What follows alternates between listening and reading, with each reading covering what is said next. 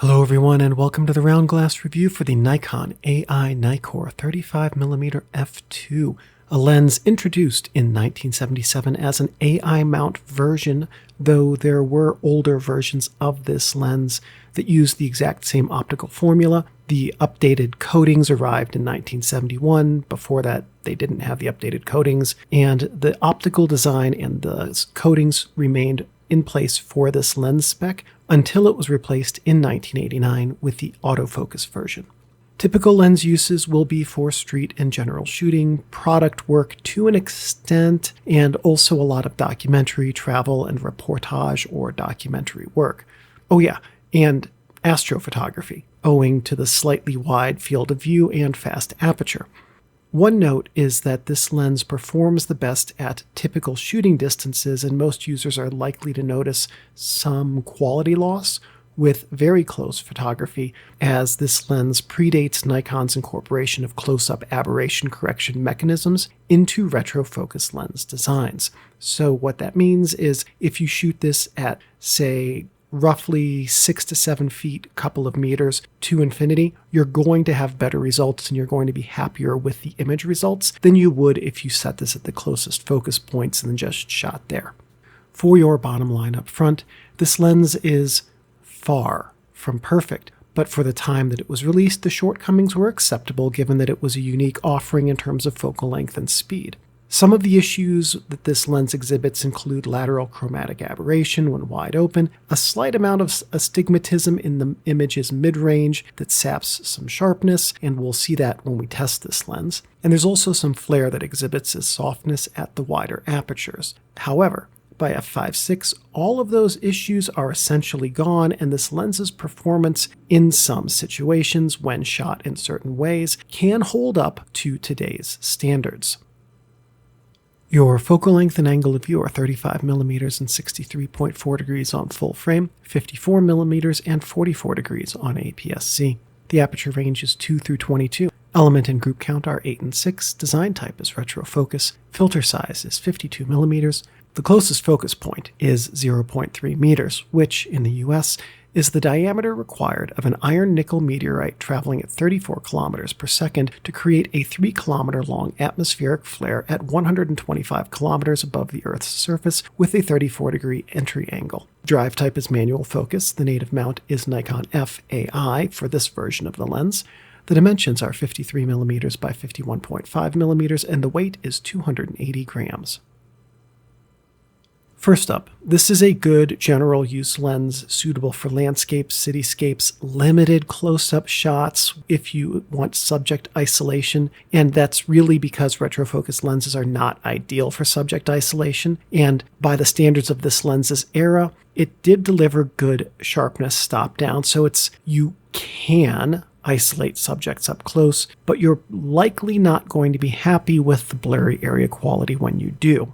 To that end, this is a lens that's not great at apertures wider than f5.6, and really it's best from f5.6 and smaller. f2 is a good aperture to use when focusing this lens with either a film or digital SLR to achieve precise focus. It's not really a great aperture to use when shooting this lens. As a lens for street photography, this can work if you set it to f16 and use the hyperfocal distance. Lastly, APS-C and Micro Four Thirds shooters with this lens will get the best of the image area on their sensor, and most of the significant optical issues will be outside of those crop sensor image areas. On crop format bodies, this is a good standard APS-C lens, though M43, really it's not a great option for you, because the focal length would be equivalent to a 70mm lens in full frame terms, and quite frankly, retrofocus lenses are not generally good for portraits, and 70mm is generally considered a portrait focal length. So anything smaller than APS-C, you're not likely to be able to get the most out of this lens.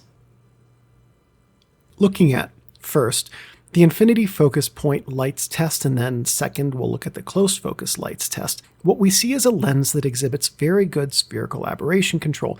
However, in the STARS test photos we'll see in a couple of sections, there is strong spherical aberration overcorrection. If this lens is focused at a specific point, then there are out of focus lights right behind it.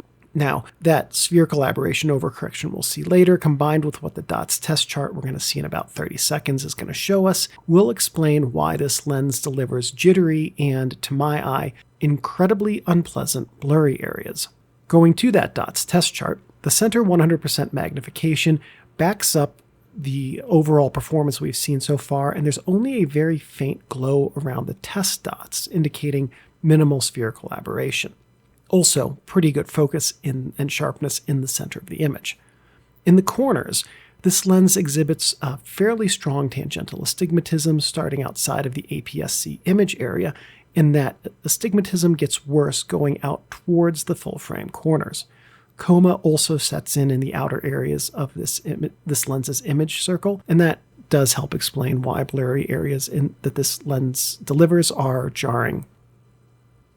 Breathing is present but not too bad across a 0.7 meter focus throw from near the closest focus point to about a meter out. The aperture is stepped in full stop increments. The front element is non-rotating but does move in and out 6.5 millimeters, which is 18.5% of the focal length. The focus throw is 185-ish degrees with a wide focus ring that moves forward and back 4 millimeters over that focus throw. Focus damping will vary by lens and by how much this lens was used during its lifespan and how well it was cared for. On mine, and your mileage will vary, focus is smooth and easy, but it feels a bit dry, if that makes any sense. Your autofocus effect on audio is not applicable because this is a manual focus lens, but that said, my lens does make a perceptible friction sound when focused, and that would be picked up with on-camera audio. Sharpness is good from f4 to f8 with, to my eye, the best performance at f5.6. This lens also holds up well at f11 and f16 if you don't crop your full-frame images. Build quality is good, and as long as your lens wasn't abused, it will handle and feel good even today. Mine was the primary lens, as I understand it, used by a professional photographer for 3 or 4 decades, and though the focus on mine feels a bit dry and loose, it's still smooth. Contrast is a bit bland out of the lens and can be edited in RAW quite effectively. In film, you will want to either edit in post digitally or use some contrast-enhancing filters in the darkroom with images from this lens. Aperture stars are at their best at f22, but start to have suitable definition at f11. Wider than f11, the stars are really just kind of smears. For out-of-focus areas, not only is this a retrofocus lens, and that design type is not known for good blurry areas, but this lens design specifically has astigmatism that causes blurry areas in images to appear as though they're double focused, or more precisely, when you use this lens wide open, the lens blurry areas look like they have a ghost of the blurry area next to the blurry areas. It's not a good look, and this is not a lens to use for good blurry area image character. In addition, the overcorrected spherical aberration that this lens can exhibit in certain focus ranges and settings will further make for jittery blurry areas. Distortion is present and in the barrel direction, but in real-world use it's not too severe. It will manifest sometimes with straight lines that are placed at image peripheries, but unless you're really focusing close up with this lens, the distortion shouldn't be too distracting. Light loss is present at f2 and f2.8 and essentially gone from f4 and smaller. A quick scroll through this lens's apertures performance on this test using a GFX sensor shows that the image circle extends beyond the full frame area by a decent amount, though it won't cover GFX, and this helps explain why the light loss is functionally gone by f4. Flare and ghosting can occur when bright lights are within or near the edges of the frames. They tend to travel together and could have some creative uses, especially when the lens is wide open, as you can see in this second shot. Balance with cameras is generally fine, as this is a surprisingly light lens given the build and number of elements. It feels at home on both film and digital cameras. The Nikon Nikkor 35mm f2 AI lens has some significant weaknesses. When it was released, being the only lens on the market like it, that is to say, 35mm and f2, those weaknesses could be overlooked.